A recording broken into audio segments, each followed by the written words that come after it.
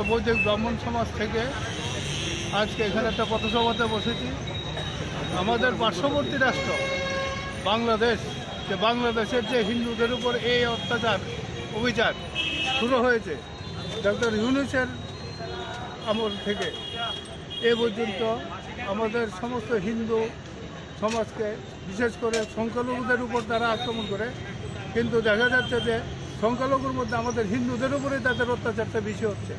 তাদের এই অত্যাচারের বিরুদ্ধে এবং অতি সত্বর যেন তারা এই হিন্দুদের উপর থেকে অত্যাচার বন্ধ করে, সেই উদ্দেশ্যে আমরা বৈদিক ব্রাহ্মণ তরফ থেকে এইখানে ধর্নায় বসেছি এবং আমাদের এই আবেদন আমরা বাংলাদেশের যে হাইকমিশনের অফিস আছেন ওখানে গিয়ে আমাদের তরফ থেকে রিপ্রেজেন্টেশন দেওয়া হবে এবং এই ভারতবর্ষের প্রধানমন্ত্রীকেও আমাদের তরফ থেকে জানানো হবে যেন অতি সত্বর উনি বাংলাদেশের সাথে কথা বলে বাংলাদেশে আমাদের হিন্দুদের অস্তিত্ব রক্ষা করেন এবং তাদের জীবনযাত্রার মান রক্ষা করেন।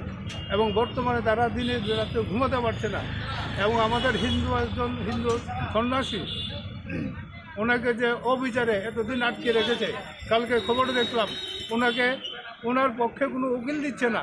এই নিয়ে বাংলাদেশের যারা ওনার পক্ষে ওকালতি করছিল ওদেরকে বাংলাদেশের মৌলবাদীরা মেরে আইসিইউতে পাঠিয়ে দিয়েছে।